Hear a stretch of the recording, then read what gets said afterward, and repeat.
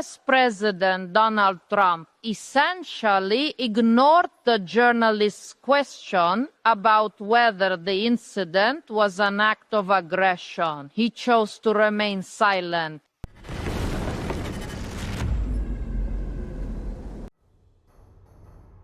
"19 Russian drones were recorded crossing into Poland on September 10th, in what became the largest attack on a NATO member state since the start of Moscow's all-out war against Ukraine. Polish Prime Minister Donald Tusk said that his country's air force, together with NATO allies, has downed at least 3 of the incoming drones. Russian attack drones have repeatedly violated NATO airspace since 2022, targeting Lithuania, Poland, and Romania. Until now, however, there had never been a confirmed instance of NATO defenses shooting them down. This time, the scale of the incursion was notably larger. "It's just about testing Poland's reaction and how it responds to such an incursion," Michał Lebduska, an analyst at the Association for International Affairs, told the Kyiv Independent. Following the attack, the Polish authorities discovered debris from 16 drones and 1 projectile fragment of unknown origin within the country. Perhaps the idea is why specifically Poland, because Polish society and the political scene are very polarized, Lebduska said. Poland's recent presidential election, which brought right-wing nationalist Karol Nawrocki to power, has underscored the nation's growing social and political divisions. It has also strained relations with Kyiv, despite Poland being one of Ukraine's key allies since the start of Russia's full-scale invasion. This is simply something that could add fuel to those conflicts in Poland, Lebduska added. International affairs expert Stanislaw Żelakowski shares the same view. He says that the question of aid to Ukraine has been quite contentious over the past year, and the recent attack can further decrease domestic support for Kyiv and its struggle. "This is also a way for Russia to achieve its goals," he said. Amid growing Western concern, the Russian Defense Ministry issued a statement saying Moscow had not planned to hit any targets in Poland. Andrei Ordash, Moscow's charge d'affaires, also rejected accusations that the drones shot down in Polish airspace overnight were of Russian origin.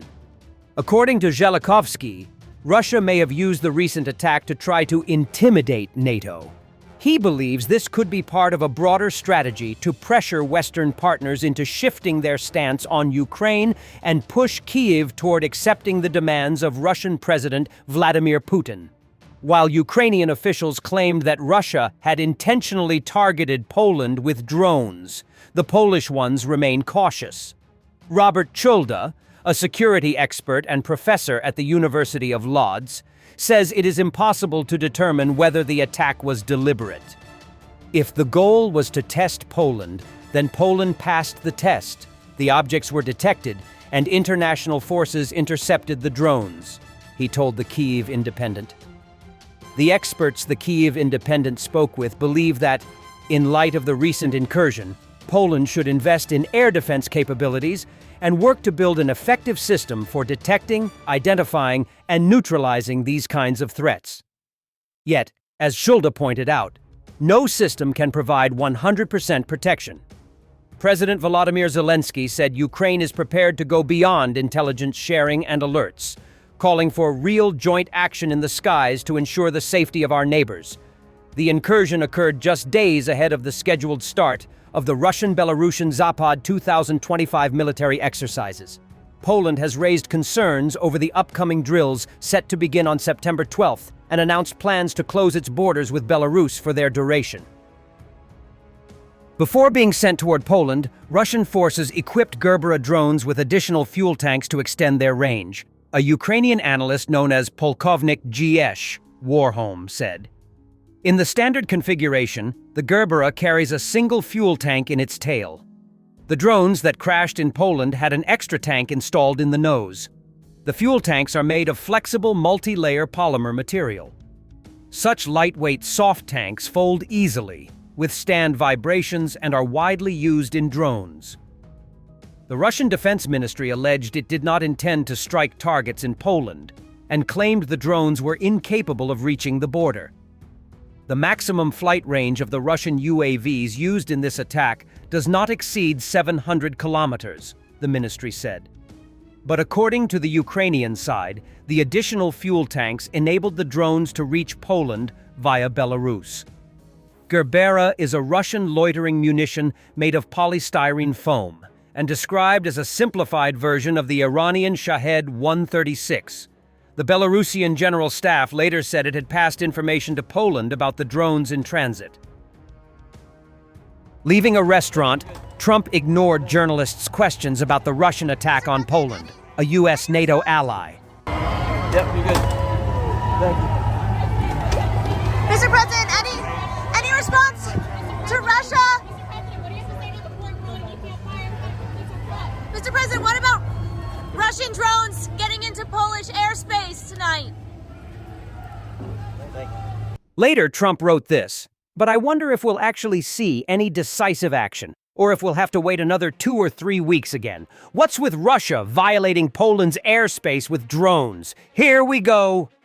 Meanwhile, in Russia, state TV host Olga Skabeva and First Deputy Chairman of the State Duma Defense Committee, Alexei Zhuravlyov, were thrilled with Donald Trump's stance, predicting that nothing will happen in response to the drones flying into Poland. US President Donald Trump essentially ignored the journalist's question about whether the incident was an act of aggression. He chose to remain silent.